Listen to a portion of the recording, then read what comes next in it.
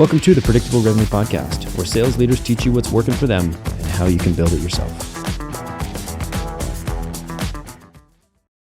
This episode of the Predictable Revenue Podcast is brought to you by our sales coaching and consulting services. Are you looking to create repeatable, scalable, and predictable revenue? We've helped thousands of companies grow their business with tailored expert advice backed by testing to ensure they establish the best practices that'll work for them. Head over to bit.ly/predictable revenue coaching to learn more. We all love the inbound lead as sales leaders, as sales reps. We love it. The hand raisers, the demo requesters, the tell me mores, they're the dream.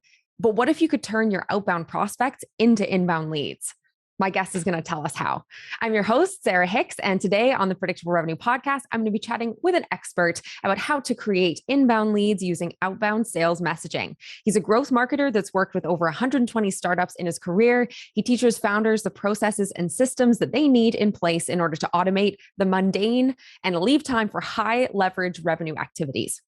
He's currently working with startups to increase their growth rate above the demanding 20% month over month growth rate that VCs benchmark on so they can raise their next round. He's passionate about outbound sales and marketing and teaches founders the strategies that make outbound a dependable pipeline of growth. And his favorite way to do this, we're going to talk about today, it's to use outbound motions to turn them into inbound sales. Eric Nowoslawski, welcome to the Predictable Revenue Podcast. Thank you, Sarah. That was an awesome introduction. I'm really happy to be here. Really excited to have you. So let's just dive right into this topic, because obviously this is going to be something people are like, oh my God, tell me how to do it. I want to do it. I want to do it so bad. So how do you take inbound and turn it into, how do you take outbound, turn it into inbound? Yeah, absolutely. So this was something that I started thinking about as I started getting into like all of this sales tech, right? Like now the sales technology is at a point where if you wanted to send 50,000 cold emails in a month, you could do it. And like, you could just send out a ton of messages and you could kind of get good reply rates. But I was like, I was working with all of these startups and I found that not all of them have an offer that's made for cold email. Like if you have an offer that can communicate extremely well over written form, like there's one offer that I'm working with right now, and it's literally focused on female founders. And would you like to get in touch with business to government contracts? So basically these big government deals. Are you interested? And that is crushing it on just an outbound motion right now because it's something that is pretty unique. People don't know how to do it themselves. And there's a guarantee in the email as well. And so then that outbound motion is just crushing it. But then when you come to these other startups where perhaps you take like a B2B fintech startup, where I was actually just speaking to somebody who they do procurement management. That's a really tough cold email to get across because, if you set this procurement management provider, they actually in their pilot, they saved the company. Literally, they were spending $10 million. They literally saved them $4 million.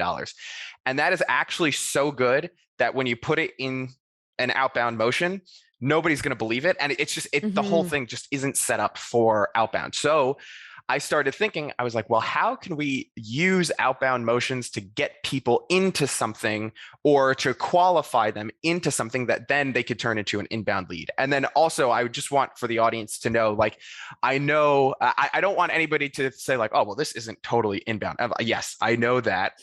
So of course, the perfect inbound lead is somebody's coming in because they read your blog, they saw your resources, and then they sign up for a demo. Perfect inbound lead. But there's other places to get these kind of, I'm going to call them quote unquote inbound leads as well.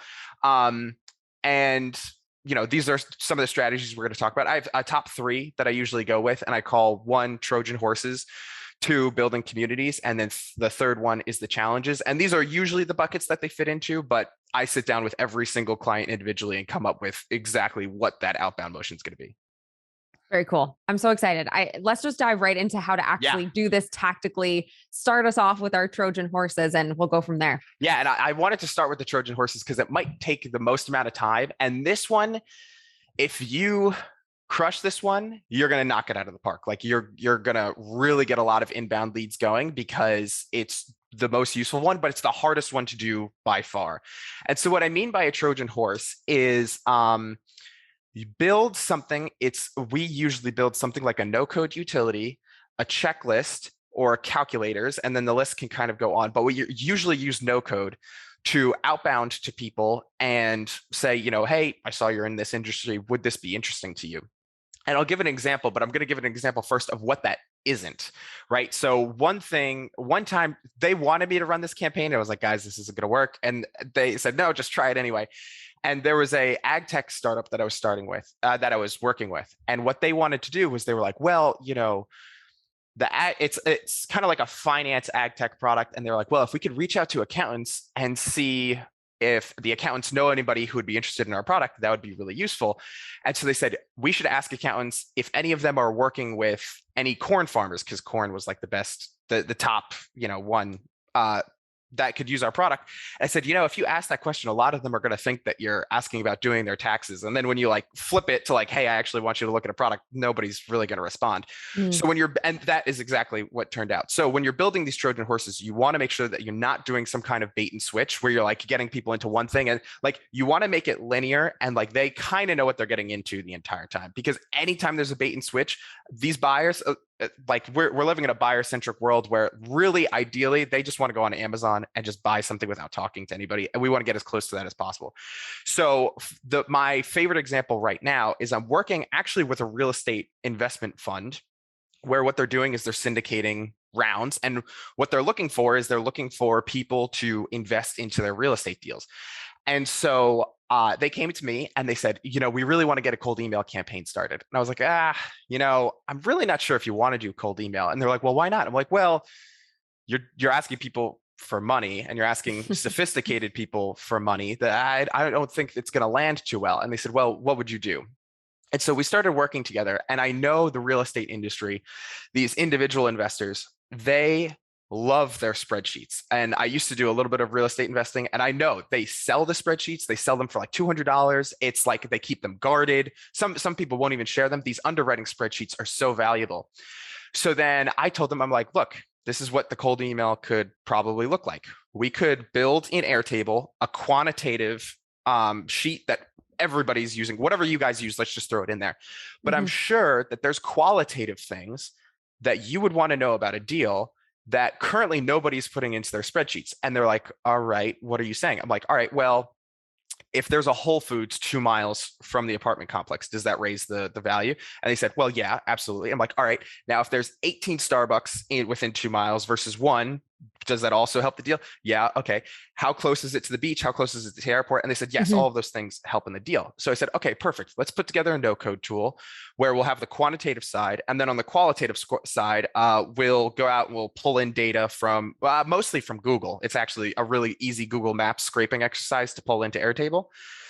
And so then they were like, oh my God, like are we going to sell this? I'm like, well, you could, but for our outbound motion, no, we're not going to sell it. So then instead of the email saying, hey, we've got this really great apartment complex, it's really awesome, you should invest $1 million, which now you're coming in from like a status level of, from a cold email, that just looks like you have no money and you're just begging for money, and it just doesn't look good. But now instead, the whole outbound motion is looking like, hey, these times are really tough right now. I'm not sure about you, but the market's really crazy. I found your name in the real estate. They have some kind of directory. I forget what they call it. The real estate investors database. I found your name in there. I just wanted to know, could you give your opinion on our underwriting tool? Are we missing anything that you might know? And then all these real estate agents are like, or investors, they are all like these fiends for these underwriting tools. And then we're getting a crazy click through right now. I could look it up, but we're getting something like a 40% click through on the Airtable link. And then responses back of people being like, oh, that was actually the best underwriting tool I've ever made, which now raises the real estate investor who's running this syndication. It raises their status. And they're saying, this is a great tool. Thank you so much. Can I have a copy of it? Sure. Hey, by the way, we also syndicate deals. Would you be interested? And then boom, we're flipping them into that. And so that is one of my favorite ways right now, is building these little simple things to then just to show somebody that you're serious and you know exactly what you're talking about. And then you can flip them into wherever you're going. So that's my favorite kind of Trojan horse. Yeah, that's super cool. You're definitely building that trust. Like you gave those examples, if you're coming in and just making an ask right off the bat, especially if it's something complex, or if you're giving these sort of like outlandish stats, even if they're true, but they seem outlandish, they seem fake, the like ROI numbers or the save you X amount of money, all that kind of stuff. It's just tough it doesn't translate over email, like you say, and it erodes trust. People are like, I don't know, Oh, that sounds absolutely. like BS to me. I'm not really interested in having this conversation, but you're doing the opposite and you're building that trust. You're giving value, and it is true value. I think that's the most important part. Like you said, there's no bait and switch here. You actually did create something that's super valuable and super helpful to that person in their job, even if they choose not to engage with you, Yeah, which exactly. is, I think, the most important part there. Yeah, yeah. And so then what I do too is like for all of these venture startups, I was speaking to actually this isn't even a startup. I was speaking to an $11 billion company. I won't put the company out there. I was speaking to their SDR leader, and she had no clue what email warm up was. And I was like, oh, wow. Okay.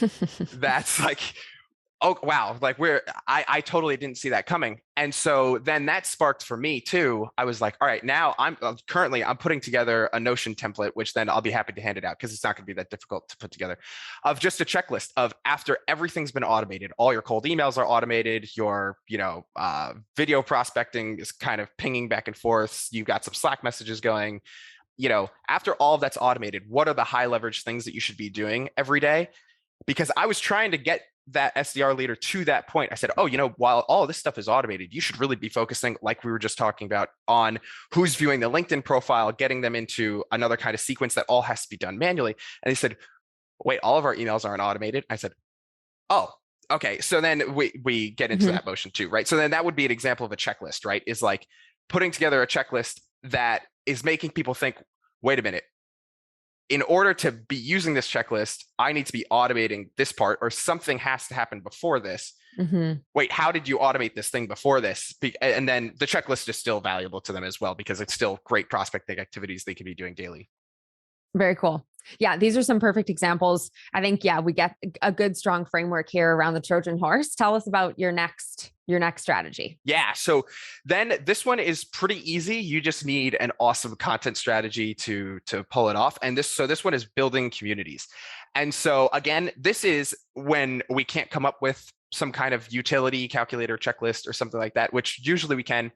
But if we can't, we'll just go straight to building a community. Because again, even for the people who are listening out here, it's really obvious the difference between a cold outbound message of saying, hey, I have this product that's going to save you X times per month, and it helped them get an ROI of this. Are you interested?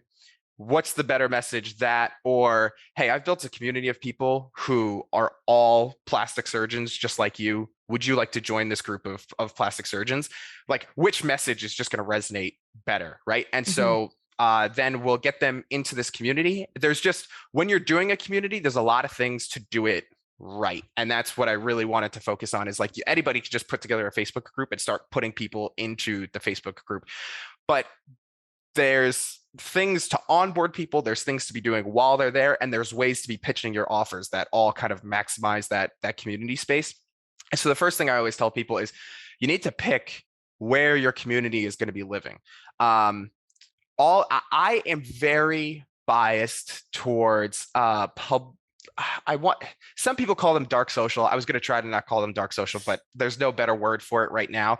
And what I mean by dark social is there's like a social platform that a lot of people are on, and there is some kind of private community living within that platform. So easy example is like a Facebook group. Everybody is on Facebook group, but there's a private, or no, everyone's on Facebook, but there's a private Facebook group off to the side. Same thing with LinkedIn. There's LinkedIn groups, but I don't even list those in my communities usually, because LinkedIn groups have a really tough engagement factor, and the spamming in them is just too much, because of like spammers know exactly how to take advantage of those. So I'm very biased towards Facebook, Discord, and Slack to build communities. Something like Circle, and people ask me that all the time. They're saying, well, we'll be able to white label it, and we own all the data, and we do this and we do that. And I'm like, yeah. But now somebody has to take out their phone, and they're scrolling on TikTok, they're scrolling on Instagram. Hopefully they're on Facebook, but I've seen Facebook groups are bringing people onto Facebook more than just Facebook anyway. They're scrolling through their regular day outside of being a leader in their business. And now you're asking them to open Circle, you're asking them to open up one of these other apps. So I'm very partial to using platforms that they're already on, and they kind of have that blend of like casual life, and then work is also on there. So Discord, Slack, and Facebook fit into all of those really well. And so then the way you pick them is, I found there's really obvious things to do. So like service-based businesses go straight into a Facebook group. Like there's not even a discussion. We're just immediate, like the plastic surgeon example, you're going straight into a Facebook group. That's just the way we go. I do a little bit of cryptocurrency shilling, 100% into Discord. Like that's, again, not even a discussion. And then if you're trying to make like a B2B buyers group, again, not even a discussion. Everybody's going into Slack. Super easy. Super easy on those things. So it kind of all depends on the community that you're trying to build, and all of them come with their pros and cons. Discord is probably the hardest to use and makes the least amount of sense to people. So unless you're doing like a cryptocurrency, NFT, metaverse kind of thing, I wouldn't even touch Discord, because even then, crypto companies that have a Facebook group have no credibility. Like you have to have a Discord group. So I usually put that one out to the side only for those things. And then for Facebook, I'm seeing something like a cold email Facebook group is doing way better on Facebook than it is for Slack. So the buckets that I kind of think of when I'm building these communities is like, if you're teaching somebody something that's going to advance in their business every day, I would bring it to Facebook. Like you're teaching them cool little tips, techniques, tricks, those kinds of things. I would put that into Facebook. If you're building kind of like a support group where people can go and they have a question that needs to get answered really quickly because they're trying to put their sitemap together for their SEO and submit it to Google, I would put that into Slack. So it all depends on your content strategy, which then I'm going to get into right now too, because I see a lot of people putting together these Facebook groups, and then the Facebook groups just get ruined because now you have all these people spamming them. You have all these people posting garbage content in there.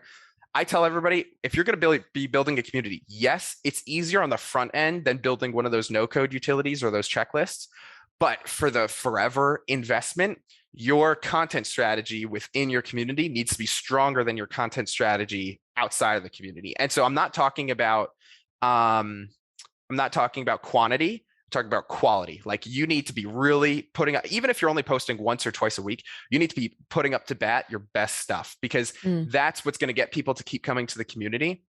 I just posted in one of our communities how to skirt LinkedIn's connection limit. So LinkedIn allows you to only connect with 100 people per week, but there's this thing, if you know their personal emails, or if you use data tools to get their personal emails, and then you connect through email, you can, I think it's 1,000 per week, but I would never touch that. If anybody is out there trying to look this up, just only do like 500. Anyway, drop that into the community. That crushed it. Somebody tried to post on the team that was just about like the best types of posts on LinkedIn, and it just didn't come the same way. So you really got to up the ante when it comes to your quality. Something super tactical, like people can go away and do it right now and see an impact. And then something I tell people all the time is like, even if you don't have a super impactful post, if you just make a video, getting it transcribed and put it in a PDF, I don't know why people love PDFs. There's some difference between like you making a video and you making a PDF that people just love. So that's the other thing that I always go to. If you really don't know what to do, just film a video, get it transcribed, space it out correctly, and just drop it as a PDF. And that's good enough for now. And so the content strategy needs to be extremely strong if you're going to be doing these communities. And then you need to take a very, very disciplined Gary Vaynerchuk approach. And what I mean by that is his book, Jab, Jab, Punch, where you have to be giving value constantly, because you're also building yourself in this like level of authority in a community that you own the distribution. You're in charge of it. Use that to build your level of authority.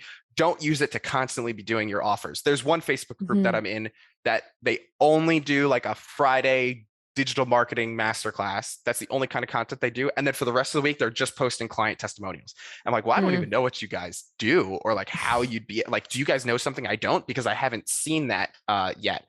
And so you really want to be doing that jab, jab, punch approach, where then it's value, value, value. And then, hey, I've got 10 spots where we're getting people onboarded into our new tool for some kind of offer, make it a little nice.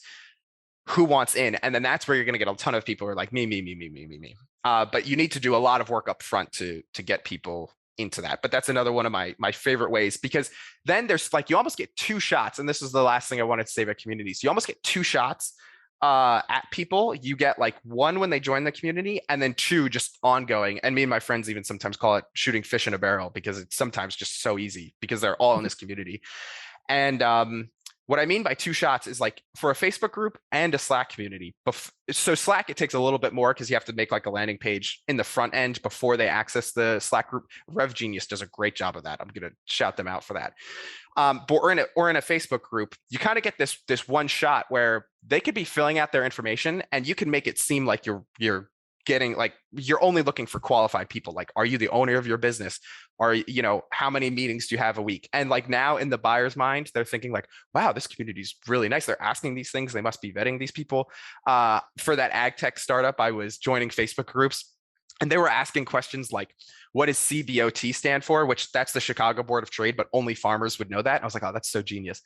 So then you could ask these like qualifying questions. And then at the very end, you could say something like, hey, we help people scale their cold email without landing in spam. Are you interested in this? And then they'll say yes. And that's like, that example is exactly how I came up with this. Like, we need to be using outbound to create inbound, because that was like a perfect straight line of emailing people to get them into the Facebook group, and then them saying, yes, I want to find out about that. And then just going straight into a meeting. And so that's kind of like in a quick bucket of like all the things that you need to build a community. You need to, pick the platform that you want to be on, make sure that content strategy is far superior than what you have going on your regular content, jab, punch, and then set yourself up for success, asking them in the beginning and then constantly dropping into the community. Very cool. Yeah. Super interesting. Great tactics. No questions. All super clear. Yeah. I'm like thinking of all the ways that I can go out and try it. Oh yeah, typing away, and building what's my so community. much fun is it's like, oh yeah, and it's like these things, and I'm just naming like 3 buckets. There's just so many more that you could even do, and they just work so much better than just like, if by the way, if anyone out there is still sending emails that are 3 paragraphs long, you got to stop. It's like 4 sentences max. I really like to keep it to 3, and that's it. But anyway, so then the third one that I really like doing is running challenges, and this is another one. Sometimes I look at these things, I'm like, how the heck is this going to work? And it's just because I feel like there's this like crocodile brain that everybody has that you're like, there's no way this is going to work. And then somebody sees a challenge and they're like, oh yeah, I got to get that. And so somebody who's run challenges really, really well, and I want to give kudos to, is the team over at, I don't even know what to call their company, I guess. I guess now it's Jasper. It used to be Jarvis. And then when they bill you, it's called conversion.ai. I don't know. But anyway, they are a GPT-3 copywriting tool, probably the best one that I've ever seen.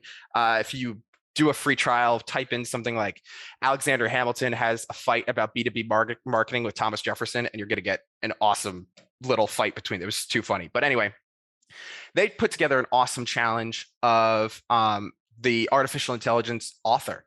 And so they were basically saying, hey, with our tool, you could write an entire book in 7 days using Jasper.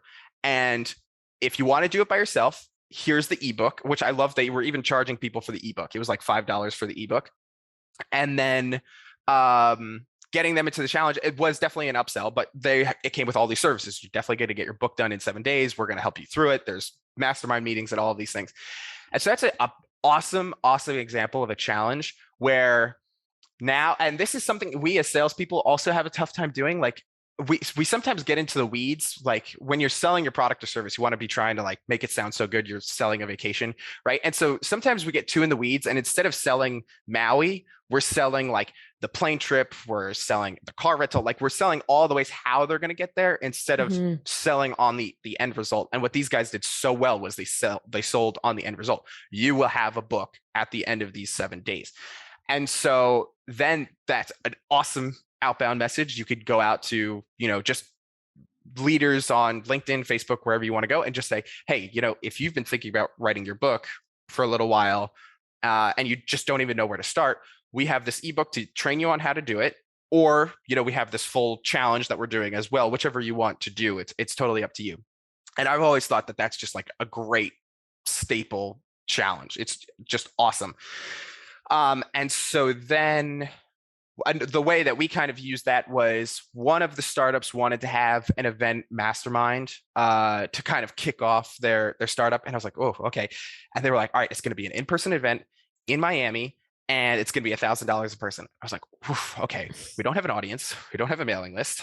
Nobody knows what this platform does. What are we going to do? And so the startup was based completely around helping people. Instead of making like a video course, it was based around building courses that were task oriented. So it was like action versus just education, right? We're going to teach you all the steps versus just teaching you how to do these things. And of course, the steps came with the how to as well, but it just was a small twist on this dichotomy. So then I said, okay, so if you want to run this event mastermind, we shouldn't make it a mastermind. It should be a challenge where within 2 days, everybody's going to walk out with the framework of their genius, and then also their course that they could use, and they could put it for free up on YouTube, or they could put it onto the platform, whatever you want to do. But we're going to sell people to come to this event on the promise of what the outcome is going to be, not like we're going to talk about the neuroscience behind conversion. We're going to be talking about, how to build your offer. We're going to talk about how to prospect. Like, no, we're not going to do that. What we're going to do, the outcome is going to be you will have a course done by the end of this. And so then and that doesn't have to be done in person. Obviously, like I said, the AI author was done remotely. And that's an awesome way. Again, if you're even just thinking in your buyer's perspective, what would you rather get a message about? My product or service accomplishes this, or, hey, we're running this challenge right now. By the end of it, you will have a book done. Which one do you like? Are you interested in this? Which one do you think would resonate better with your buyers? And so that is another one of my favorites. Some things that I've learned with challenges is you want to make them. We've noticed, I would say 6 weeks is probably, if it takes like a long time and a process to put something together, I would say 6 weeks is probably the sweet spot as far as length, because then it's achievable. They feel like they can get it done. Something like a 12-week program is a little bit daunting. 2 weeks is 2 weeks is also pretty good too. I've just found that 6 weeks you can kind of get them over and over and over again on Zoom meetings, and you can keep educating them, and you just spend a lot more time with them. That is mostly for like a service-based business that I said. The AI author is doing it in 7 days though. So if you've got a product that they just need to use, ClickFunnels does the same thing as well. I think theirs is My First Funnel Journey or something like that. And that's a 15-day challenge. So 6 weeks is the really, really good sweet spot for like a service-based offer that you need to kind of like coach them through. But if you've got the product and you just need them to go from like onboarding to power user, then like a really quick 7-day, 15-day challenge is one of the favorite things to do. Another thing I would say is really, really keep your expectations and goals aligned, and promise what you can guarantee, but don't overpromise, because a lot of times these people try to come to these challenges and they're like, well, you could accomplish this. And it's like, all right, we just got to be totally clear. Like for the AI author, they front everything with like, look, you're going to have to write for 3 days, 3 hours a day. And it's going to be a lot. And Jasper isn't going to write the whole thing for you. There's like a whole framework that you're going to have to build as well. And they're very upfront with how much is actually going to be needed for it. So be upfront about the kind of guarantees and how much effort it's going to be to put into it. So, and that's just going to increase your success rate overall for the challenge. And then be really particular with your customers that you're picking too. I just watched a company, I was not involved with this, but I just watched a company do a challenge with a lot of their users that came off of AppSumo. And nothing against AppSumo. AppSumo is a great platform to launch on, get a huge cash injection without giving up any equity into your company. Awesome platform.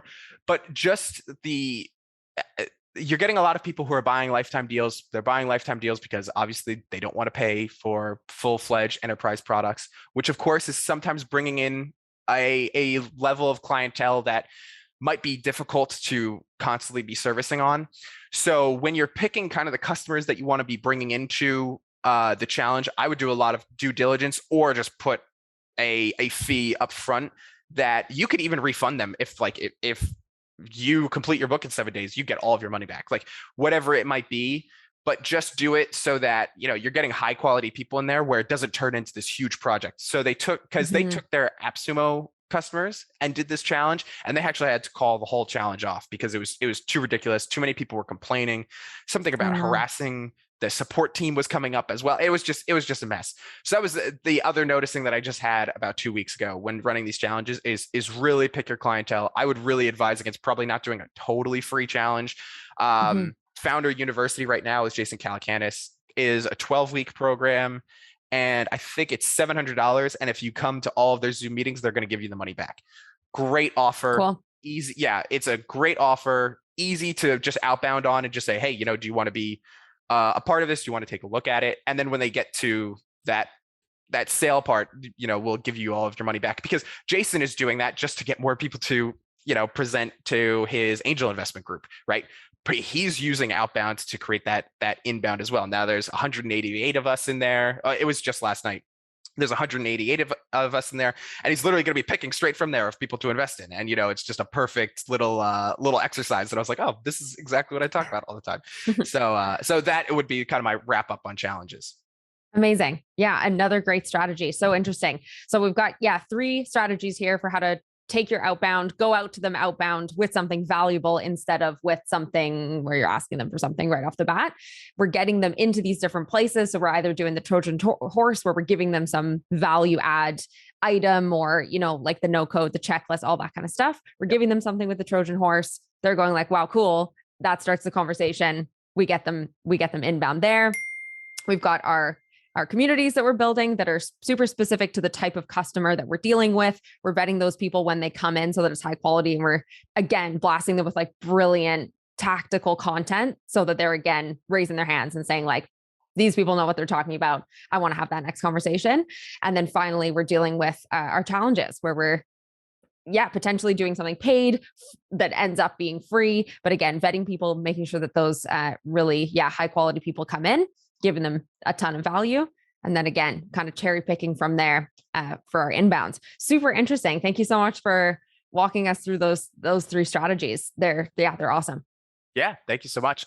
Then the last little bonus I'd leave everyone with too, you could get this off the ground today, would be running a LinkedIn event. A lot of people are not taking advantage of LinkedIn events, which I just think is crazy. And I guess it's because they haven't seen the UI behind the LinkedIn event.